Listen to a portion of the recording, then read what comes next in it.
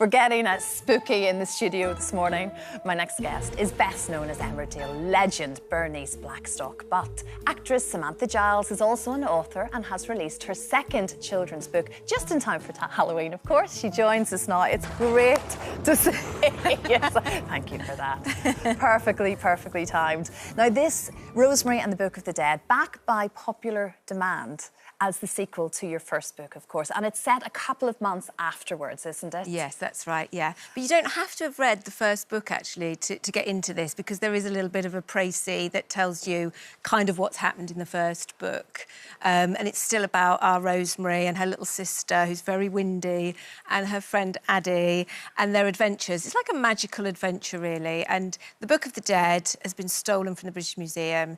Now, all kids will know, primary school kids, what the Book of the Dead is. It's this instruction manual that the ancient Egyptians put in the coffins when people were buried, and they believed that the soul would then use that, follow the challenges that it tells you to do, to then have their heart weighed by the god of the dead, Osiris, and then if your heart is lighter than the feather, you go to heaven. If it's heavier than the feather, you are doomed to the underworld. So they have to make the journey through the Book of the Dead to bring it back.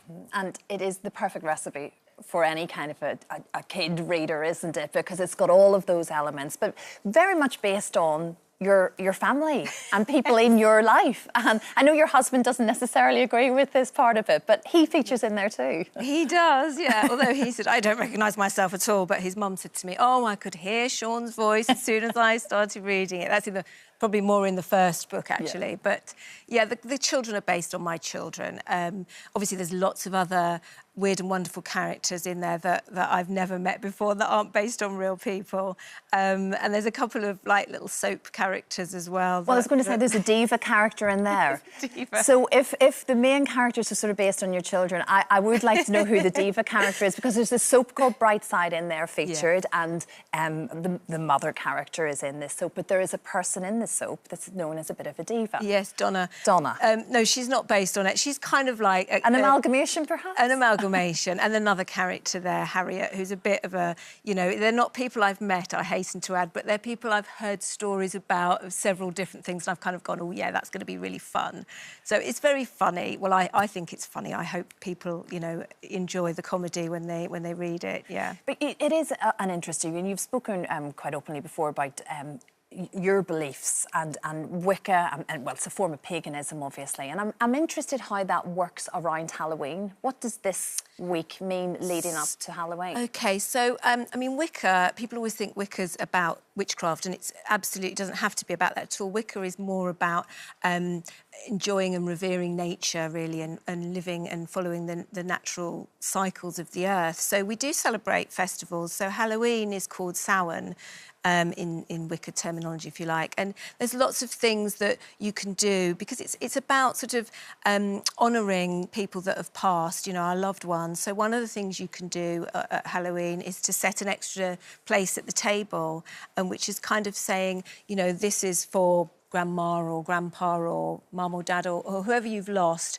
and it's like inviting them to sit at the table. So, you know, you're not going to start seeing ghosts or anything like that. It's not trying to call up spirits, but it's just honouring those that have passed. You can light a candle, you know, for somebody that's passed. You can, because the seasons are changing and it's marking the end of the summer and the very last harvest, you can send away all your negative energy, all the things you want to get rid of, and kind of open your front door and bring in fresh, new energy, sort of symbolic things, okay, following the circle of nature. Because lavender is an important thing for you as well. You would always have it near your front door. Rosemary. Oh, rosemary. I'd have, right. Yeah. It's supposed to be lucky to keep rosemary by your front door, so I've got a pot outside. And also I do have one of those old-fashioned witches' brooms, and I keep that just inside by the front door. And supposedly, if somebody knocks on your door and you open the door, if the broom falls, you're not supposed to let that person in. Oh dear. It's never yet fallen. Oh, you've been lucky then. I've been lucky. But in all honesty, what do you do? I'll have to get William back about etiquette and how we deal with that. And of course, being back in the Dales, Samantha. I mean, actually, when I think of Emmerdale, I think of you. You're such you're such a foundation character now of a soap that we all know and love. And I know it's been through a very traumatic week, obviously, as well. Yes. To go back, it just feels like a second home, I guess. It's weird. I'm like a boomerang, aren't I? I keep sort of, keep thinking I've gone, and then I pop back. It's lovely to be back. It's been very strange with all the COVID rules, etc. And of course, thank goodness, hair and makeup is back. Because you opted for a wig, didn't you? I understand that. Well, I've had your lovely hair and makeup people do my hair today, but my hair, when I came in, it's like, frizzy and big and unruly and very thick. Bernice is a hairdresser, she's got to look coiffed and so on. So we went for the wig, and of course that had its own set of disasters, didn't it? I mean, when I saw some of the photos, I thought, oh no. It needed its own name. It was a character then in itself, was it? It was. Yeah. Well, it's lovely to have you back, and Samantha, it's great to see you. Rosemary and the Book of the Dead, like we say, right in time for Halloween. Thank you so much. Lovely to see you. Don't forget, you can watch full episodes of Lorraine on the ITV Hub, and all the best clips, compilations and playlists right here on our channel. Just subscribe now and you'll never miss an upload. Click here to watch another video similar to this one, or click here to head to our channel's homepage to explore all of our exciting videos.